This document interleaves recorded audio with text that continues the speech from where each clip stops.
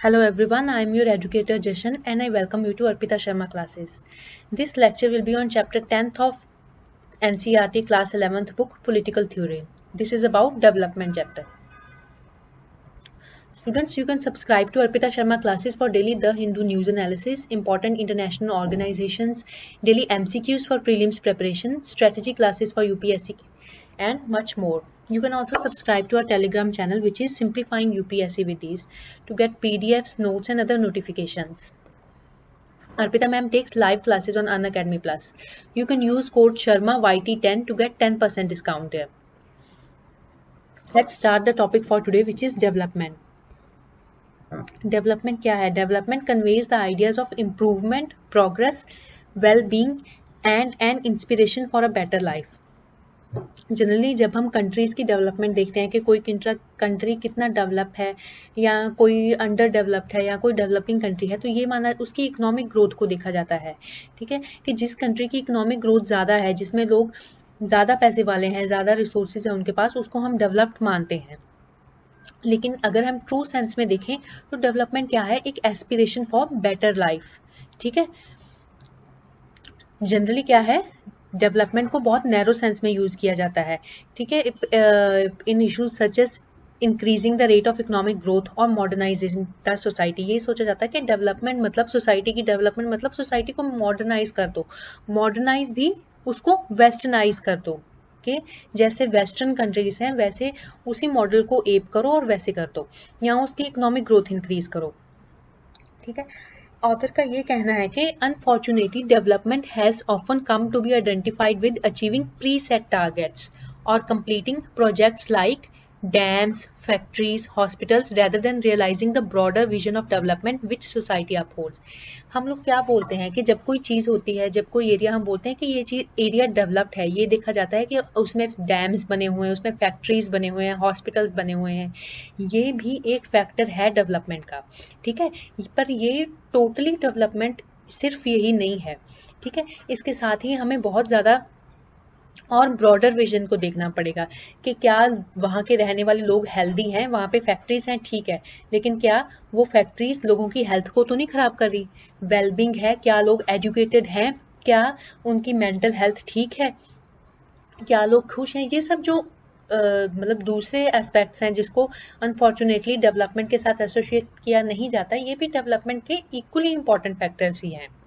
ठीक है, जब हम डेवलपमेंट को सिर्फ इकोनॉमिक ग्रोथ ही देखते हैं तो उसमें क्या है स्टूडेंट्स, उसमें क्या है कि इस प्रोसेस में कुछ सेक्शन ऑफ सोसाइटी तो बेनिफिट हो गए, जो लोग अमीर थे वो और अमीर हो गए, लेकिन कुछ ऐसे लोग थे जिनको अपने घर छोड़ने पड़े, अपनी लैंड्स छोड़नी पड़ी। They had to leave their way of life without any compensatory gains. जैसे क्या था, जब डैम्स बने या जब कोई प्रोजेक्ट बनता है तो कई बार जिन लोगों की लैंड ली जाती है उनको प्रॉपर तरीके से रिहेबिलिटेट नहीं किया जाता। क्या उनकी रिहेबिलिटेशन प्रॉपर हुई है?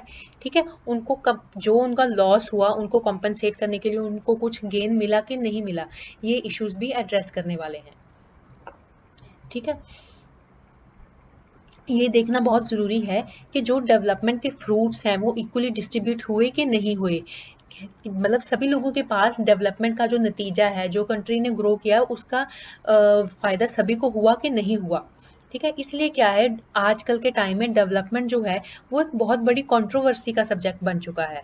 ठीक है, बहुत सारे डेवलपमेंट के मॉडल्स आगे रखे जाते हैं जिन पे क्रिटिसिज्म्स चलती हैं, डिबेट्स चलते हैं और ऑल्टरनेट मॉडल्स डिस्कस किए जाते हैं। आज हम ये सब कुछ डिस्कस करेंगे। ठीक है, सबसे पहला है चैलेंज ऑफ डेवलपमेंट। क्या था स्टूडेंट्स, जितनी भी कॉलोनीज थी वेस्टर्न कंट्रीज की, जैसे फ्रांस की, ब्रिटेन की, जिन्होंने बाकी वर्ल्ड को मतलब अपने अंदर ले रखा था, तो धीरे धीरे करके 1950 1960 तक सबको इंडिपेंडेंस मिल चुकी थी। ठीक है, जैसे ही सारे कंट्री आज़ाद होते हैं, जैसे इंडिया हो गया, मतलब पाकिस्तान हो गया और अफ्रीका के कंट्रीज हो गए, ये साउथ ईस्ट एशियन कंट्रीज हो गए कई, तो उनको ये लगता है तब क्या था, उनमें पॉवर्टी की, मॉल नूरिशमेंट, अनएम्प्लॉयमेंट, ये सारी प्रॉब्लम्स थी। तो ये कंट्रीज का ये मानना था कि वो कंट्रीज इसलिए बैकवर्ड हैं क्योंकि कॉलोनियल रूल ने, जो उनके रूलर्स थे, जैसे इंडिया के केस में ब्रिटिशर्स, उन्होंने क्या किया, इंडिया के सारे रिसोर्सेज अपने बेनिफिट के लिए यूज कर लिए, इसीलिए जो है इंडिया वो इतना इम्पॉवरिश्ड हो गया। ठीक है, इसीलिए उसमें इतनी सारी प्रॉब्लम्स आ गई।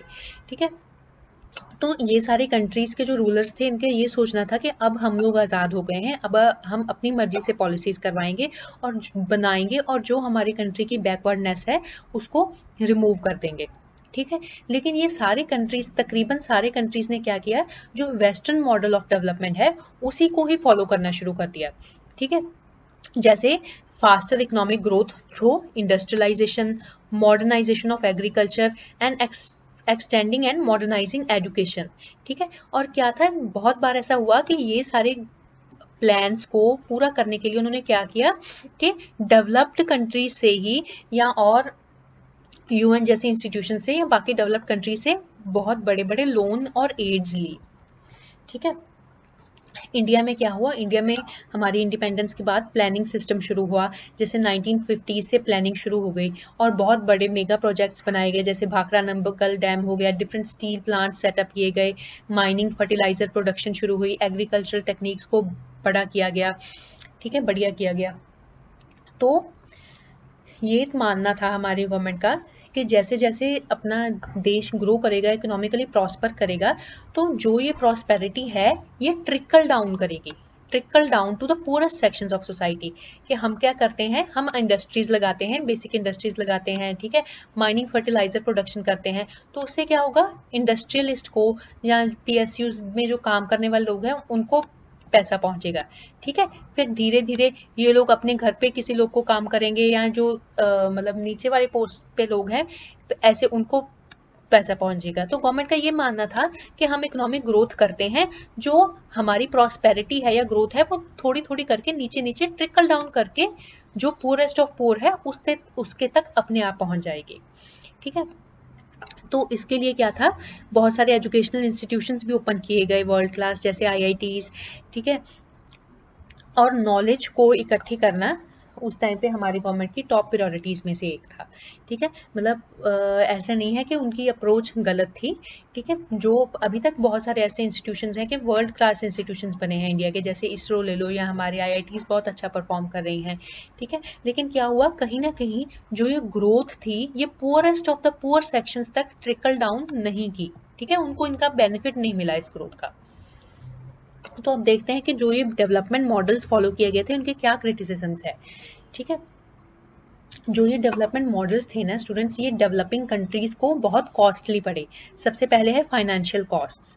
ठीक है, तो जो फाइनेंशियल कॉस्ट्स आई बहुत सारी कंट्री में वो बहुत ज़्यादा थी। जैसे बहुत सारे कंट्री बहुत बड़ी बड़ी डेट्स के अंदर चले गए, मतलब कर्जा चढ़ गया उनके ऊपर। ठीक है, जैसे अफ्रीका अभी तक क्या है, बहुत इनॉर्मस डेप्ट है उसके ऊपर जो उसने रिचर कंट्री से बोरो कर रखी है।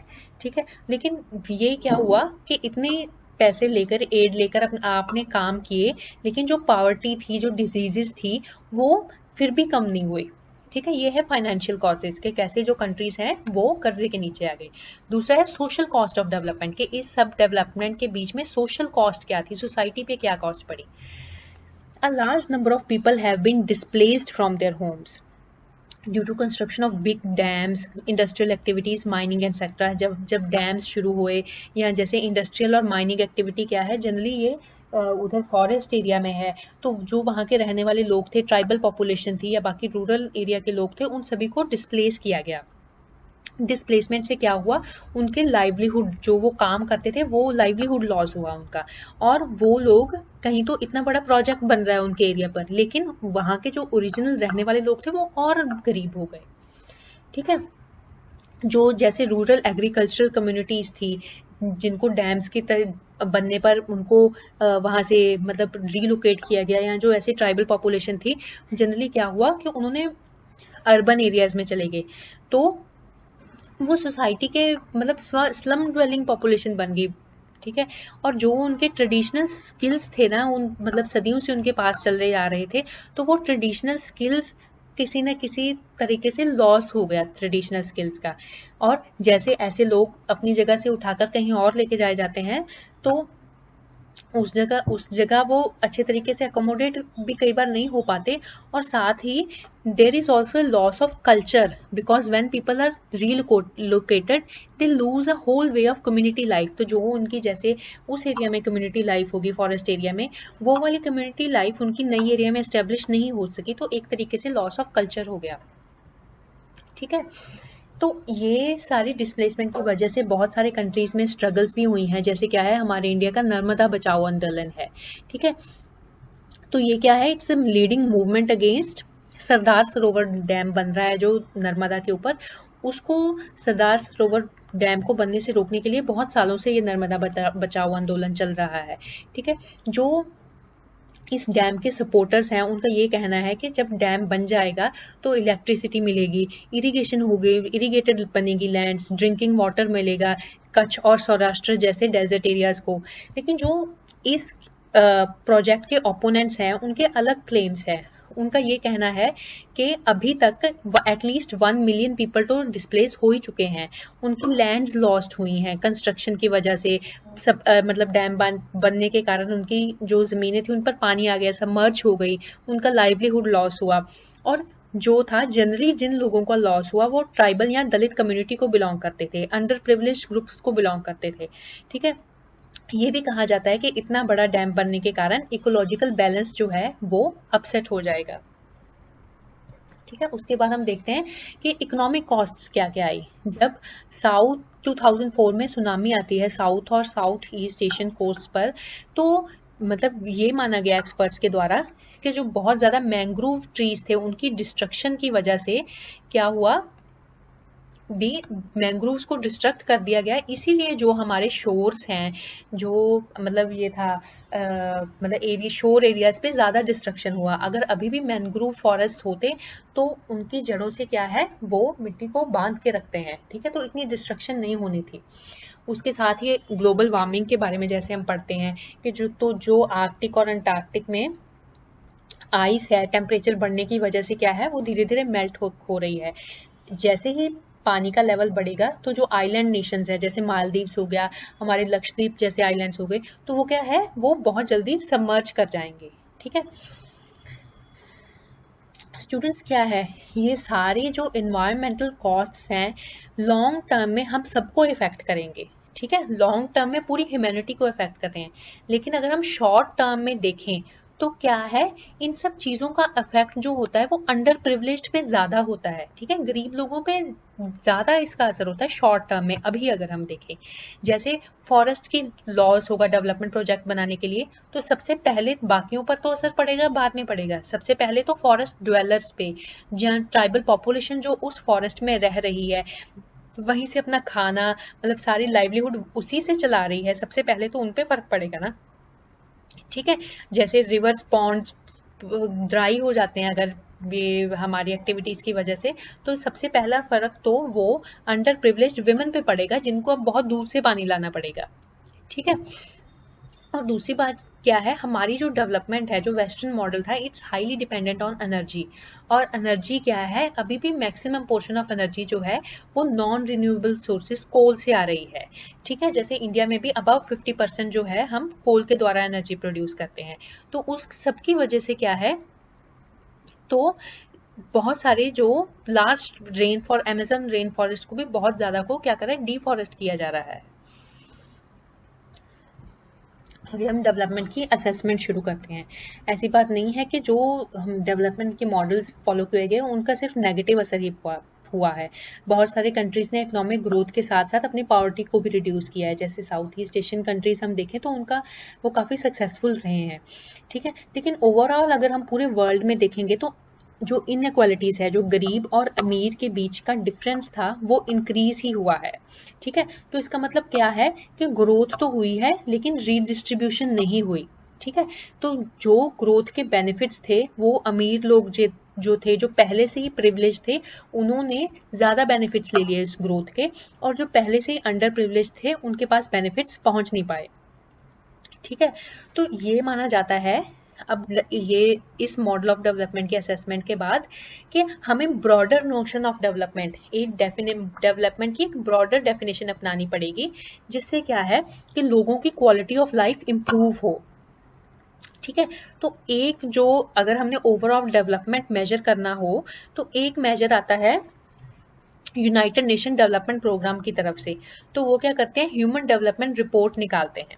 ठीक है, जो ये ह्यूमन डेवलपमेंट रिपोर्ट है, एनुअल रिपोर्ट है, वो क्या करती है, डिफरेंट कंट्रीज को सोशल इंडिकेटर्स के बेसिस पे रैंक करती है, जैसे लिटरेसी और एजुकेशन लेवल क्या है किसी कंट्री का, लाइफ एक्सपेक्टेंसी क्या है उसके जो वहाँ के रहने वाले लोग हैं उनकी, या मैटरनल मोर्टेलिटी रेट्स क्या है।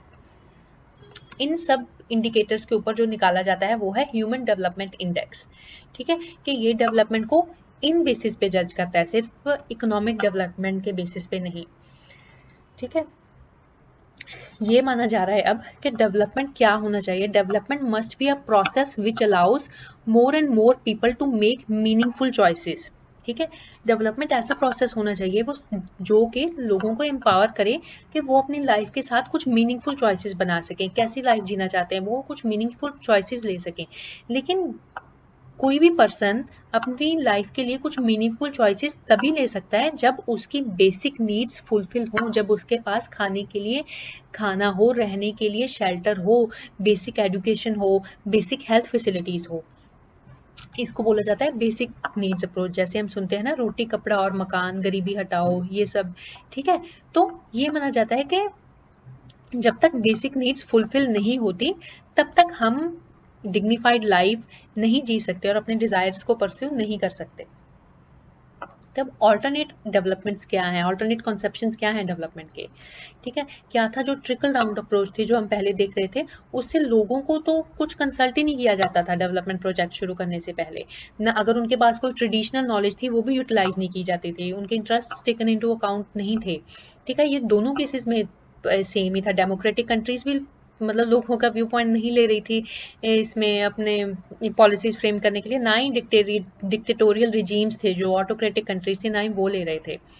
ठीक है, तो क्या था, सभी कंट्रीज में क्या था, डेवलपमेंट एक ऐसा प्रोसेस बन के रह गया जिसमें जो पॉलिसीज हैं वो सिर्फ रूलिंग सेक्शंस ही बनाकर इम्प्लीमेंट कर रही हैं, और वो लोग ही सारे के सारे बेनिफिट्स हैं जो डेवलपमेंट के कॉर्नर करके साइड पे जा रहे हैं।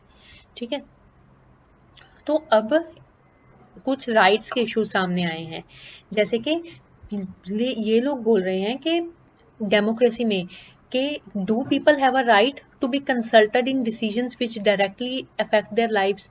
ठीक है, कि क्या लोगों के पास ये अधिकार है कि ये सब डिसीजंस जो हैं उनको डायरेक्टली अफेक्ट कर रहे हैं, कि उनसे पूछा जाए इसके बारे में पहले, क्या अगर उनको गवर्नमेंट प्रोजेक्ट की वजह से या किसी भी प्रोजेक्ट की वजह से अगर उनका लाइवलीहुड लॉस होता है, क्या उनके पास राइट टू लाइवलीहुड है।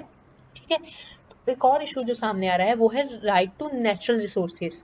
ठीक है, कि जैसे natural, particularly this is important for tribal population. ठीक है, कि क्या लोग अपना ट्रेडिशनल राइट्स को क्लेम कर सकते हैं। जो अगर हम ये भी देखें कि जो रिसोर्सेज हैं वो पूरी ह्यूमैनिटी के लिए कॉमन है, तो हमें फ्यूचर जनरेशन्स को भी कंसीडर करना होगा।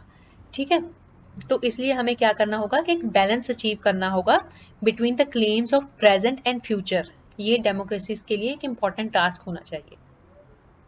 ठीक है, तो क्या है डेमोक्रेटिक पार्टिसिपेशन क्या है। ठीक है स्टूडेंट्स, डेमोक्रेसी और डिक्टेटोरशिप के बीच में डिफरेंस सबसे बड़ा ये होता है कि डेमोक्रेसी में अगर कोई कॉन्फ्लिक्ट्स अराइज होते हैं रिसोर्सेज को लेकर, different visions of good life को लेकर, they need to be resolve through debate, उनको डिबेट के थ्रू रिजॉल्व होना चाहिए। ठीक है, और जो जितने भी डेमोक्रेसी के सिटीजन्स हैं उनके सभी के राइट्स रिस्पेक्टेड होने चाहिए, and all the things should not be imposed from above. ठीक है, तो इसलिए अगर सभी लोगों का एक कॉमन स्टेक है कि सबको बेटर लाइफ चाहिए, तो इस तरीके से तो जो पॉलिसीज इंप्लीमेंट हो रही हैं, प्लान्स ऑफ डेवलपमेंट बन रहे हैं, उसमें सभी लोग इन्वॉल्व भी होने चाहिए। ठीक है, इसके दो फायदे हैं। पहले तो है कि जो लोकल लेवल पे लोगों की इंटेंशंस होती हैं या जो लोकल लेवल पे प्रॉब्लम्स होती हैं, क्या चाहिए उनको क्या नहीं चाहिए, जो उस एरिया के लोग होते हैं उन्हीं को ज़्यादा पता होता है। तो इसलिए क्या है, डिसेंट्रलाइजेशन जो है वो बहुत इंपॉर्टेंट है। ठीक है, कि लोकल लेवल पे जो हमारी लोकल गवर्नमेंट्स है उनको ज़्यादा पावर्स मिले, ठीक है। और दूसरा क्या है, जब हम लोगों को डिसीजन मेकिंग प्रोसेस में इन्वॉल्व करते हैं तो ये एक बहुत एम्पावरिंग एक्सरसाइज है, ठीक है। और जो डिसेंट्रलाइज्ड अप्रोच होगी, it makes it possible to use various kind of technology. जब लोकल लेवल पे क्या है, किसी गांव में कुछ एरिया है उसको हमने यूज करना है, ठीक है। जब लोकल लेवल पे डिसीजन लिया जाएगा कि वहां पे प्लेग्राउंड बने, कि हॉस्पिटल बने, कि स्कूल बने, कि गवर्नमेंट ऑफिस बने, जब लोकल लेवल पे लिया जाएगा ना, तो वो लोगों के लिए ज्यादा बढ़िया होगा। और क्या होगा कि जो ये वाली अप्रोच है, डिसेंट्रलाइज्ड अप्रोच है, वो दोनों तरह की टेक्नोलॉजीज को यूज करेगी, कि उस एरिया की ट्रेडिशनल को भी और मॉडर्न को भी। एक बहुत क्रिएटिव सोल्यूशन सामने आएगा, ठीक है। दूसरा है जो डेवलपमेंट है, जो इतनी ज्यादा वेस्टेज हो रही है रिसोर्सेज की, वो हमारे लाइफस्टाइल पे बहुत डिपेंड करता है। जैसे सबसे ज्यादा रिसोर्सेज यूज किए जाते हैं डेवलप्ड कंट्रीज में, ठीक है। और क्या है, ये बहुत ज्यादा इकोलॉजिकली वेस्टफुल होता है, ठीक है। तो हमें क्या करना चाहिए, एफर्ट्स बनाने चाहिए कि किस तरीके से हम नेचुरल रिसोर्सेज को ज़्यादा से ज़्यादा सेव कर सकें और रिन्यूएबल सोर्सेज ऑफ एनर्जी को यूज़ कर सकें, ठीक है। तो इसके लिए क्या है, लोगों को भी मतलब किसी तरीके से बोलना चाहिए कि वो लेस कंज्यूमरिस्टिक ऑल्टरनेट लाइफस्टाइल्स को अपनाएं, ठीक है। तो अगर हमें लोगों को ये बोलना है कि आप इतना कंज्यूमरिस्ट लाइफस्टाइल ना अपनाएं और रिसोर्सेज का ख्याल रखें, रिसोर्सेज को वेस्ट ना करें, तो इसके लिए क्या है, गवर्नमेंट और पीपल के बीच में हाई डिग्री ऑफ कोऑपरेशन चाहिए, ठीक है। तो अगर हम ये सोचते हैं कि जो लोग हैं, पीपल हैं, सिटीजन्स हैं, वो पैसिव कंज्यूमर्स ना होकर एक्टिव पार्टिसिपेंट्स हैं इन डिसाइडिंग डेवलपमेंटल गोल्स। अगर डेवलपमेंटल गोल्स डिसाइड करने में पहले उनकी राय भी ली जाए, ठीक है, तो फिर गवर्नमेंट भी उनको बोल सकती है कि आप थोड़ा लेस कंज्यूमरिस्टिक अल्टरनेट लाइफस्टाइल अपनाइए। हमारा कंक्लूजन क्या है, idea of development refers to desire for a better life, ठीक है। इस हमने जैसे देखा कि डिफरेंट क्या क्या वर्जन्स थे डेवलपमेंट के, ठीक है। तो हमारे ह्यूमैनिटी को क्या है, मल्टी प्रॉन्ग सर्च है for a more equitable, sustainable and democratic model of development, के एक नया अच्छा मॉडल डेवलपमेंट सामने है, सस्टेनेबल हो, डेमोक्रेटिक हो, ठीक है। तो बहुत सारे इश्यूज सामने आए हैं, ठीक है। क्योंकि क्या है, जब हम डेवलपमेंट करते हैं तो जो हमारी चॉइसेस हैं, they have an impact upon whole of the population, upon another human beings and other species in the world. तो इसीलिए जो हम लोग हैं, ह्यूमन बींग्स हैं, हमें क्या करना चाहिए, we should see ourselves as a part of larger universe, ठीक है, and our fates are linked to others. इस तरीके की डेवलपमेंट हमने करनी है कि जो पूरी ह्यूमैनिटी के लिए अच्छी हो, ठीक है। और इसके साथ ही क्या है, हमारी जो फ्यूचर पॉसिबिलिटीज है, हमारी फ्यूचर जनरेशन्स है, ऐसा ना हो कि हम प्रेजेंट की नीड्स को फुलफिल करते हुए लॉन्ग टर्म इंटरेस्ट्स को खराब कर लें अपने, ठीक है। This was all for today students, thank you.